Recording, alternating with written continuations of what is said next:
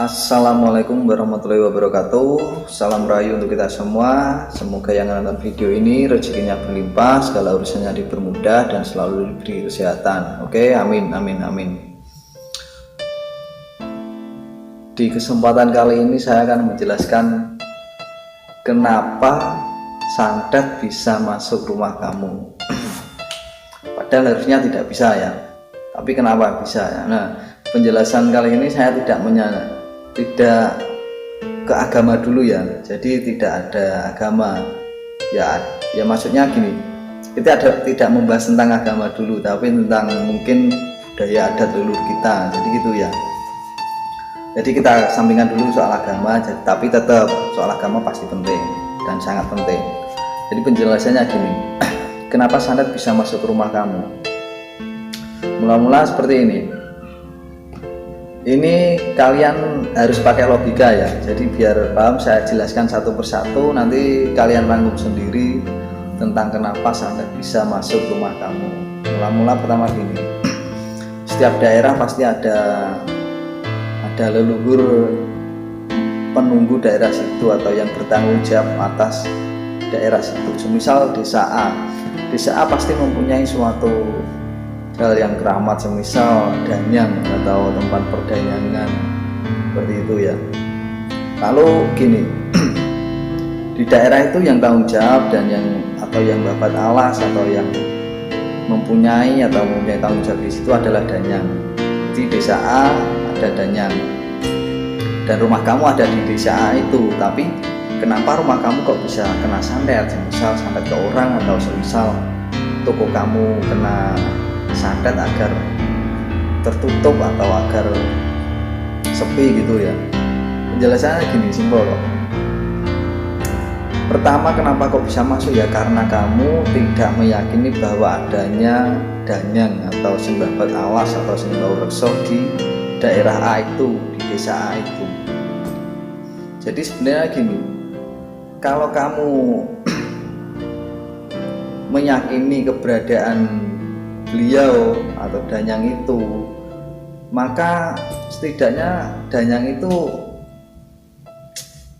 apa ya, kayak orang ini ternyata mengakui keberadaan saya di sini, dan mau tidak mau danyang pun tetap membantu dia.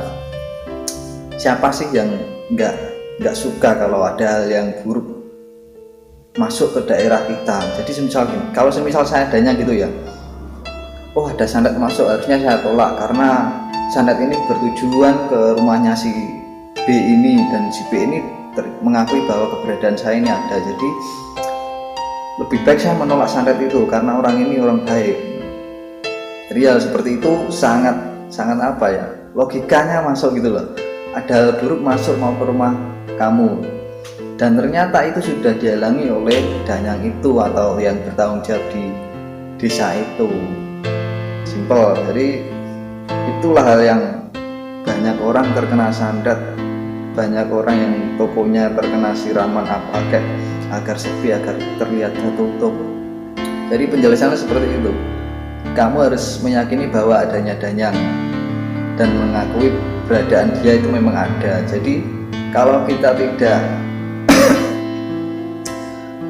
tidak meyakini hal seperti itu, maka hal-hal buruk seperti santet itu malah lebih gampang untuk masuknya.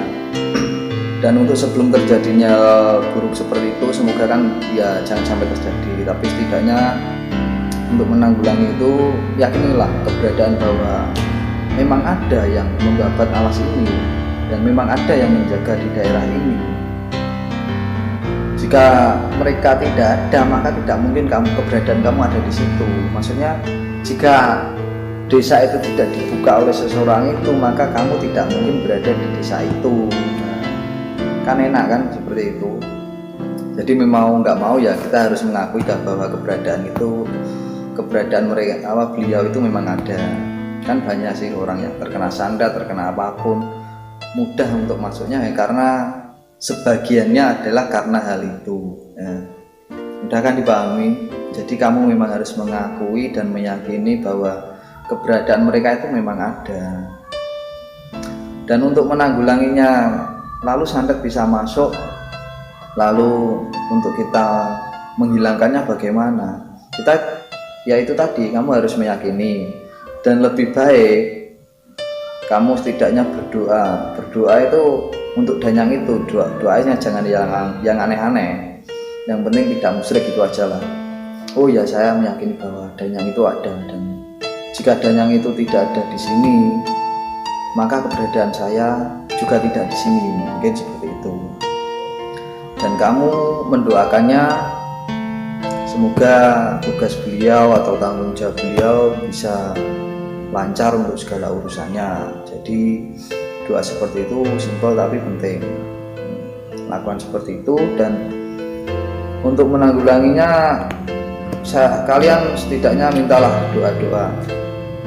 Oke, para danyang atau penjaga wilayah ini, mohon bantuannya untuk berdoa kepada Yang Kuasa agar segala santet dan segala